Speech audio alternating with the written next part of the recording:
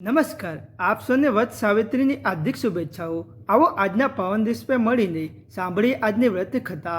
એક સમયની વાત છે, ભદ્ર દેશના એક રાજા હતા જેમનું નામ અશ્વપતિ હતું। ભદ્ર દેશના રાજા અશ્વપતિને કોઈ સંતાન નહોતું। તેમને સંતાન પ્રાપ્તિ માટે મંત્રોચ્ચાર સાથે દરરોજ 1,00,000 આહુતિ આપી। 18 વર્ષ સુધી તેમણે આ જ કામ ચાલુ રાખ્યું। ત્યારબાદ સાવિત્રી દેવી પ્રગટ થઈને તેમને વરદાન આપ્યું, હે રાજન, તને એક તેજસ્વી કન્યા પ્રાપ્ત થશે। સાવિત્રી દેવીની કૃપાથી જન્મ લેવાને કારણે કન્યાનું નામ સાવિત્રી રાખવામાં આવ્યું। કન્યા મોટી થઈને ખૂબ જ રૂપવાન થઈ। તેના માટે યોગ્ય વર ન મળવાને કારણે તેના પિતા દુઃખી હતા। તેમણે પોતાની કન્યાને જ સ્વયંવર શોધવા માટે મોકલી। સાવિત્રી તપોવનમાં ભટકવા લાગી। ત્યાં સાલ્વા દેશના રાજા ધૂમતસેતુન રહેતા હતા, કારણ કે તેમનું રાજ્ય કોઈએ છીનવી લીધું હતું। તેમના પુત્ર સત્યવાનને જોઈને સાવિત્રી પતિના રૂપમાં તેની પસંદગી કરી લીધી। ઋષિરાજ નારદે જ્યારે આ વાતની ખબર પડી ત્યારે તેઓ રાજા અશ્વપતિ પાસે પહોંચ્યા। તેમણે કહ્યું, હે રાજન, આ તમે શું કરી રહ્યા છો?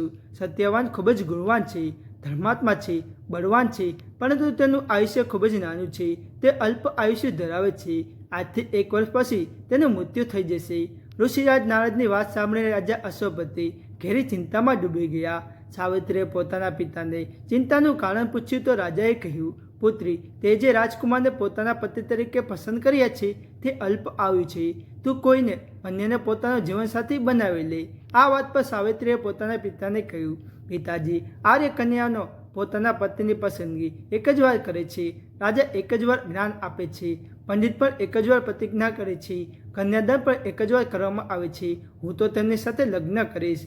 સાવિત્રી હઠ કરવા લાગી। હવે રાજા અશ્વપતિએ સાવિત્રીના લગ્ન સત્યવાન સાથે કરી દીધા। સાવિત્રી પોતાના સાસરે પહોંચતા જ સાસુ સસરાની સેવા કરવા લાગી। સમય પસાર થવા લાગ્યો। નારદ મુનિએ સાવિત્રીને પહેલાથી જ સત્યવાનના મૃત્યુના દિવસો વિશે જણાવી દીધું હતું। જેમ જેમ તે દિવસ નજીક આવવા લાગ્યો, સાવિત્રી અઘરી થવા લાગી। તેણે 3 દિવસ પહેલાં જ ઉપવાસ શરૂ કરી દીધા। નારદ મુનિ દ્વારા જણાવવામાં આવેલી નિશ્ચિત તિથિ પર પિતૃઓના પૂજન દરરોજ કર્યું। દરરોજની જેમ સત્યવાન તે દિવસે પણ લાકડા કાપવા માટે જંગલ ગયો। તેની સાથે સાવિત્રી પણ ગઈ। જંગલમાં પહોંચીને સત્યવાન લાકડા કાપવા માટે એક ઝાડ પર ચડી ગયો।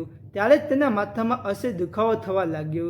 દુખાવાથી વ્યાકુળ સત્યવાન ઝાડ નીચે ઉતરી ગયો અને સાવિત્રી તેને જોઈને પોતાનું ભવિષ્ય સમજી ગઈ। સત્યવાનના માથાને ખોળામાં રાખીને સાવિત્રી ત્યાં સત્યવાનનું માથું પંપાળવા લાગી। ત્યારે જ ત્યાં યમરાજ આવા દેખાયા। યમરાજ પોતાની સાથે સત્યવાનને લઈ જવા ગયા। હવે સાવિત્રી પર તેની પાછળ ચાલવા લાગી। યમરાજે સાવિત્રીને સમજાવવાનો પ્રયત્ન કર્યો। આ વિધિના વિધાન છે, પરંતુ સાવિત્રી ન માની। સાવિત્રીની નિષ્ઠા અને પતિપરાયણતા જોઈને યમરાજે સાવિત્રીને કહ્યું, હે દેવી, તું ધન્ય છે। તું મારી પાસે કોઈ પણ વરદાન માંગી શકે છે।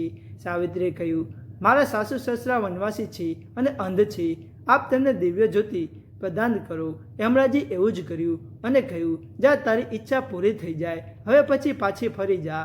પરંતુ સાવિત્રી પોતાના પતિ સત્યવાનની પાછળ ચાલી રહી। યમરાજે કહ્યું, દેવી, તું પાછી વળી જા। સાવિત્રીએ કહ્યું, ભગવાન, મને મારા પતિની પાછળ ચાલવામાં કોઈ મુશ્કેલી નથી। પતિની પાછળ ચાલવું એ તો મારી ફરજ છે। આ સાંભળીને તેમણે ફરી સાવિત્રીને વરદાન માંગવાનું કહ્યું। સાવિત્રી બોલી, અમારા સસરાનું રાજ્ય છીનવાઈ ગયું છે, આપ તે પુનઃ પાછું આપી દો। યમરાજે કહ્યું, તથાસ્તુ, અને કહ્યું, હવે તું પાછી ફરી જા। પરંતુ સાવિત્રી પાછળ ચાલતી રહી। યમરાજે સાવિત્રીને કહ્યું, હવે એક છેલ્લું વરદાન માંગી લે। આના પર સાવિત્રીએ 100 સંતાનો અને સૌભાગ્યનું વરદાન માંગી લીધું। યમરાજે કહ્યું, તથાસ્તુ, જા, આ વરદાન પર તને આપ્યું, હવે પાછી ફરી જા। સાવિત્રીએ યમરાજને કહ્યું, પ્રભુ, હું એક પતિવ્રતા પત્ની છું। આપ મને પુત્રવતી થવાના આશીર્વાદ તો આપે છે, પરંતુ મારા પતિ વિના આ કેવી રીતે સંભવ છે? આ સાંભળીને યમરાજ સત્યવાનના પ્રાણ છોડવા પડ્યા। હવે યમરાજ અંતર્ધ્યાન થઈ ગયા અને સાવિત્રી તે જ વડના ઝાડ પાસે આવી ગઈ જ્યાં તેના પતિનો મૃતદેહ પડ્યો। સત્યવાન જીવતો થયો અને બંને ખુશી પોતાના રાજ્ય તરફ ચાલી નીકળ્યા। જ્યારે બંને ઘરે પહોંચ્યા તો જોયું કે માતા પિતાની આંખો ઠીક ગઈ અને સત્યવાન સાવિત્રી લાંબા સમય સુધી પોતાના રાજ્યનું સુખ ભોગવતા રહ્યા।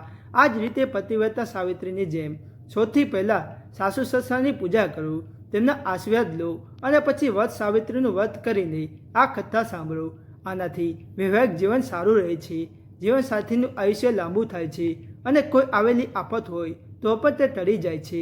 વટ સાવિત્રીની પૂજા માટે સવારે વહેલા ઉઠીને સ્નાન કરો અને સ્વચ્છ વસ્ત્ર પહેરો. પૂજાના સ્થાનને શુદ્ધ કરી લો અને વ્રત કરવાનો સંકલ્પ લો. વડના ઝાડ પાસે જઈને જળ અર્પણ કરો. રોલી, અક્ષત, ફૂલ ચડાવો અને દેવો પ્રગટાવો. ત્યારબાદ કાચો દોરો અથવા મોલી લઈને વડના ઝાડની પરિક્રમા કરો. પરિક્રમા કરતી વખતે પતિના લાંબા આયુષ્ય અને સુખી વૈવાહિક જીવનની પ્રાર્થના કરો. મોટાભાગની મહિલાઓ 7, 11 અથવા 21 પરિક્રમા કરે છે. એવું માનવામાં આવે છે કે વટવૃક્ષમાં ત્રિદેવોનો વાસ છે. વડના ઝાડના મૂળમાં બ્રહ્માજી, થડમાં ભગવાન વિષ્ણુ અને ડાળીમાં ભગવાન શિવ હોય છે. આ જ કારણે વડ ઝાડની પૂજા ખૂબ જ શુભ માનવામાં આવે છે. તો આ હતી વટ સાવિત્રીની કથા. જરૂર સાંભળજો.